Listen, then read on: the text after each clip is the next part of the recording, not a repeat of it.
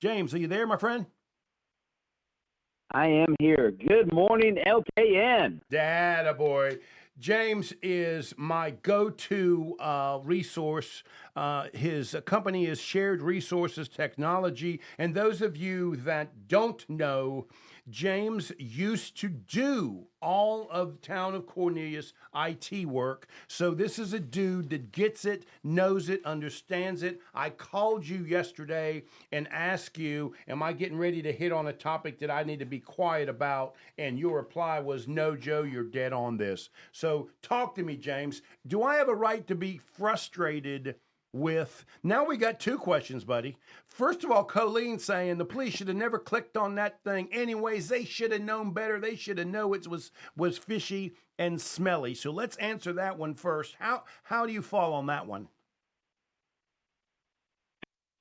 I know by conversation with Andrew Grant that the town has in place simulated phishing attacks to train people not to click on the links. So they That's should my have answer not to that clicked one. on. So they should But have not clicked on that. So does a police officer get reprimanded for something like that? I wonder. Like, is it like is it a bad offense to do that? Because I sure would hate if I would have lost my job a couple of times for clicking on that button before. sure, it happens. It happens. People lose jobs over that. But at the same time, we're all human, and people are going to make those mistakes. But let me back up. Let me talk about cybercrime in general, right? We're talking. It's interesting when you think about it that with other crimes like burglary and mugging and carjacking and theft, there are victims. But with cyber crimes, there aren't victims. We're looking at the people that would normally be victims in this, being the town, are not victims.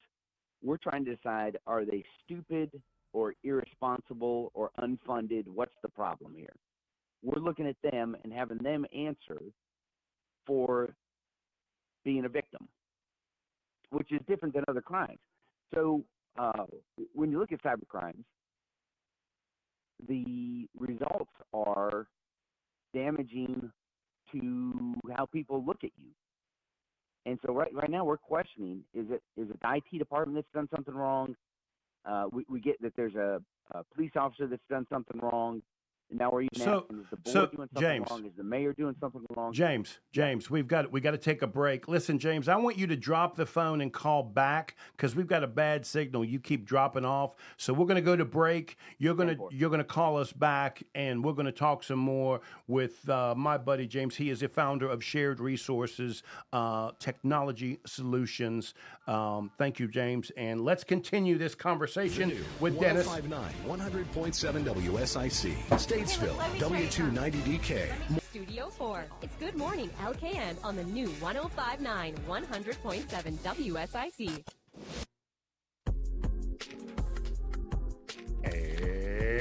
And we are back. You are listening to Good Morning LKN. We hope that you are inspired, informed, and entertained. Please feel free to call us at 844-788-3464. We are live on the book if you want to go and participate in this conversation, because everybody's beating up on Colleen right now for attacking the poor police officer because he did or she did not know not to click on that button. We also have my good friend James, the founder of Shared Resources Technology Solution, on the phone. James, you still there, buddy?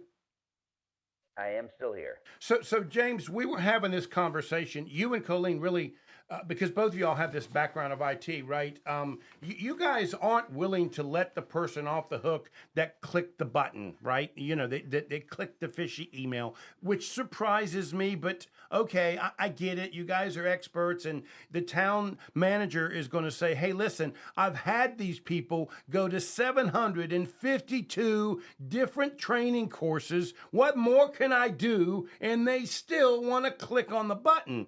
I want to defend a police officer and say, but if you saw some of the emails I'm getting, I would swear to you it come from my mother. You know, so which I want to say, like, I do understand, but that's you. That's you That's not like somebody who's trained. But I get it. We were talking during the break that, even like an air traffic controller can have a bad day, and they're in charge of making sure the planes don't crash in the air, and that everybody has a bad day or something happens. I get it. And But lives are at stake here, and communities are at stake here. We need to take so this more seriously. yeah, and I think so. Let's just say, obviously, that a mistake was made, and then we move on to the next part of the follow up. How transparent do we need to be, or are we also setting ourselves up um, for more breach if we become completely transparent? Because I do think sometimes you can't say stuff. I do Okay, think for the safety of people, you do have to hold talk back. talk to me, James, because it seems like what Colleen's saying is we got to be tough on the person clicking this button, or we're going to get more people clicking on the button. Talk to me, James.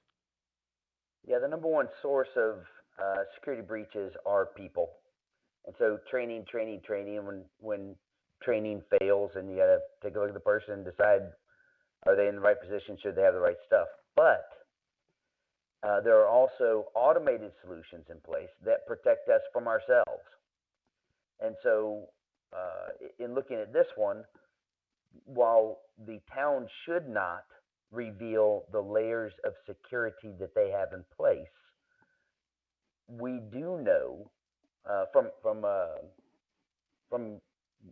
insight that I got from the town last night that they have added layers to that based upon the type of threat that they encountered.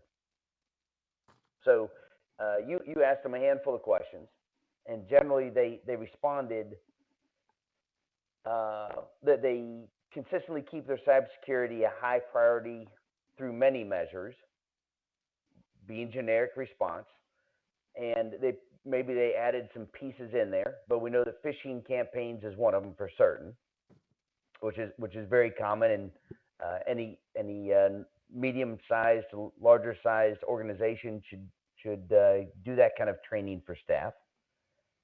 We know that they had somewhere along the way, we picked up that they had backups, that they do daily backup, and in a conversation, I know that they do it offsite. So we know some of those layers, but the question is, how much should we as the public know about what they're doing, and who is auditing them for that? Okay, now And that's when we get to now, James, that's where I want to go because I called you yesterday. I wanted to make sure I wasn't, going in the wrong direction, and you suggested to me that there were still mistakes made because if the town was your client, you don't believe this would have happened. Am I putting words in your mouth, or you believe that? And again, I'm not trying to be self-serving here. I'm asking the question. Do you think they made some mistakes? a mistake was absolutely made. They now have protection in place they did not previously have. That, Dennis, is what I want you to hear. Do I have clients that'll click on a link? I absolutely have clients that'll click on a link still today. So you got a lot of James. You got a lot of clients just like Joe. But we get it too, and we get stuff from our clients all the time, like, "Oh, I got this from Facebook, or I got this from Shopify, or I got this from Google," and we're like, "No, you didn't." But James, if I could jump in for a minute and ask you a question to the expert. So the sophistication of these folks that hack are coming up with new ways and ideas all the time. So I think it's important to stay up with that as an IT person. Our IT manager should be watching for that. But isn't it also possible that some of the protection that you have today, that's what the hackers are trying to get around, right? So it's important to stay up with it, continue to have a budget to put more layers of protection in place, but hacking is going to continue to get more and more sophisticated and try to get through those safeguards. Is that reasonable to assume? Absolutely. Add to that the proliferation of artificial intelligence. And that's not just stuff that we're using for good, but the bad guys also. It is a real good versus evil game. There are multinational corporations with health benefits supporting the people that are building the threats. So And one last same follow thing up. on our side of it. One last follow up. This is Joe's program, so let me just ask this question too, James, because the media and folks want to know, right? It's just even when there's a wreck on the highway, people want to know, well, how many folks got hurt? Who were they? What's their names? So to look at 2 weeks, and I know we were being given the steps that were, and when something happens, boy, you really have to investigate. You just can't turn it back on, turn it off. And you correct me, James, if I'm oversimplifying, but a lot of protection was in place and then a lot of investigation for a period of 2 weeks. Does that seem unreasonable given the magnitude of what the municipalities have to deal with? And to hold back rather than make a mistake and say, yes, it was this and everybody's good, when then you find out that there's a rabbit hole that you missed. So is it better to be cautious and allow arm's length until you know exactly what the damage is? Absolutely. So what the town of Cornelius did, we know that they disconnected the infected part of the network from the rest of the network, and then they reached out and asked for additional help. No matter who the employees are that are working for the town of Cornelius, they cannot know everything. And so you pull in outside resources to do the right thing, to stop and evaluate what are we actually looking at. At first, they thought it was a Ransomware. A ransomware, which is where they ask for money to decrypt the files that they've encrypted. But as they dug in deeper, they found it was just malware. So it's just malicious. It's not actually asking for ransom. So now it's feeling more like a random hit than a targeted hit. So James, we got to go on. James, thank you so much. Here's what can we all agree?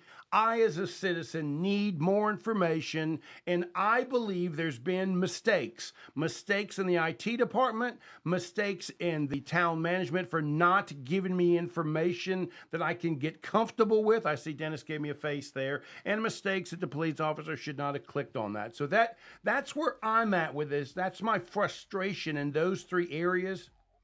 But I do want to give them credit for containing this so that it's not worse. We got to go. We got to take a break, and we'll be right back. You are listening to The Morning Show. Good morning.